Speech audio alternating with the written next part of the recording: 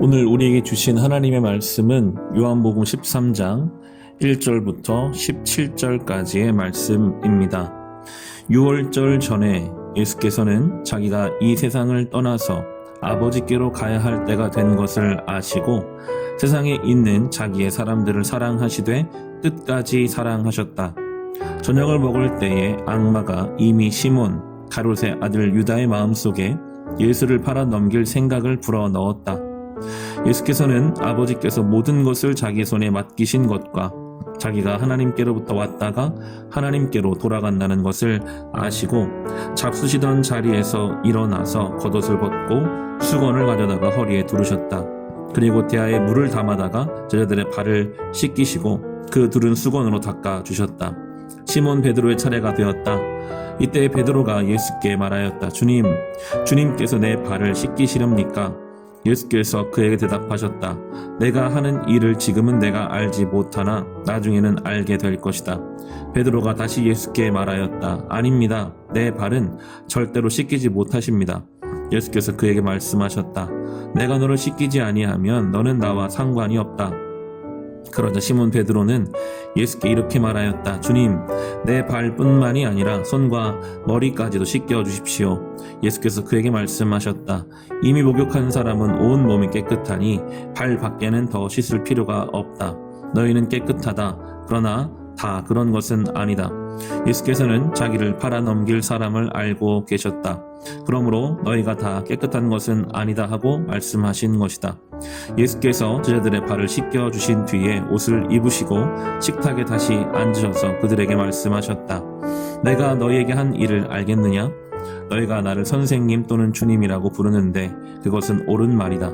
내가 사실로 그러하다. 주이며 선생인 내가 너희의 발을 씻겨 주었으니 너희도 서로 남의 발을 씻겨 주어야 한다. 내가 너희에게 한 것과 같이 너희도 이렇게 하라고 내가 본을 보여준 것이다. 내가 진정으로 너희에게 말한다. 종이 주인보다 높지 않으며 보냄을 받은 사람이 보낸 사람보다 높지 않다. 너희가 이것을 알고 그대로 하면 복이 있다. 아멘. 이제 예수님의 십자가의 죽음이 정말 가까이 왔고 예수께서는 그것을 아시고 제자들을 오늘 발을 씻겨주시는 장면이 13장의 내용입니다. 우리 1절 말씀 함께 읽겠습니다. 6월절 전에 예수께서는 자기가 이 세상을 떠나서 아버지께로 가야 할 때가 된 것을 아시고 세상에 있는 자기의 사람들을 사랑하시되 끝까지 사랑하셨다. 아멘. 마지막이 되었다는 것을 아시고 나서 예수께서 하신 일은 사랑하시되 끝까지 사랑하는 일이셨습니다. 요한이 이것을 적으면서 어떤 마음으로 이걸 적었을까요? 그 밤 아직까지도 제자들은 예수님이 어떤 길을 가실지 모릅니다. 그래서 예수님 잡혀가실 때 다 도망가죠. 사랑받을 만한 아무런 자격과 조건이 되지 않은 상태의 밤이었습니다. 예수님은 죽을 것을 아셨고 십자가를 갈 걸 아셨지만 제자들은 아무도 상상도 못했습니다. 우리 선생님이 이렇게 능력이 많은 선생님이 절대로 죽을 일이 없고 내가 예수님만 따라가면 내 인생이 이제 잘 되겠구나. 다 그런 기대감을 가지고 예수님 옆에 붙어있던 자신들을 아무것도 모르고 예수님 가는 길을 따라갈 준비가 되지 않았던 자신들을 사랑하시되 끝까지 주님이 우리를 사랑하셨다라는 마음으로 요한이 그 주님의 사랑을 감격스럽게 적고 있습니다. 결국에 그 사랑이 요한을 비롯하여 모든 제자들을 변화시키죠. 주님의 사랑은요, 받을 만한 자격과 조건이 안 되는 우리에게 허락된 그것이 바로 은혜입니다. 주님은 우리를 사랑하시되 끝까지 사랑하십니다. 때로 우리가 주님 사랑을 이해하지 못하고 따라가지 못하고 흔들리고 부족해도 끝까지 우리를 사랑하셔서 그 사랑이 우리를 성숙시키고 변화시키고 이끌어 가실 것입니다. 로마서 8장 37절 39절에 보면 이렇게 증거합니다. 그러나 우리는 이 모든 일에서 우리를 사랑하여 주신 그분을 힘입어서 이기고도 남습니다. 나는 확신합니다. 죽음도 삶도 천사들도 권세자들도 현재일도 장래일도 능력도 높음도 깊음도 그 밖에 어떤 피조물도 우리를 우리 주 예수 그리스도 안에 있는 하나님의 사랑에서 끊을 수 없습니다. 바울의 고백이죠. 바울은 박해자였습니다. 예수 믿는 사람을 감옥에 가두는 그런 자기를 향한 예수님의 사랑, 그 예수님 안에 있는 하나님의 사랑으로부터 어떠한 것도 우리를 끊을 수 없다. 이것을 우리가 믿고 고백하면서 이 길을 걸어가는 것입니다. 참 놀랍고도 우리 경계해야 될 일은 이렇게 주님이 놀라운 사랑을 행하시는 그 와중에서 또 사탄의 시험이 그 자리에 함께 있었다는 것입니다. 2절 말씀 우리 같이 읽겠습니다. 저녁을 먹을 때에 악마가 이미 시몬 가롯의 아들 유다의 마음속에 예수를 팔아넘길 생각을 불어넣었다.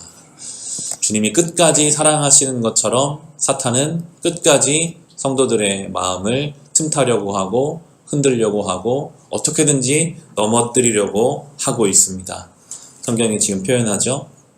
악마가 가롯 유다의 마음에 예수를 팔 생각을 집어넣었다. 예수님은 그걸 아시면서도 그 마음속에는 예수님을 팔아야지라는 생각을 가지고 있는 유다의 발까지 지금 씻겨주고 계시거든요. 제 생각에는 더 정성스럽게 그 발을 씻겨주셨을 것 같아요.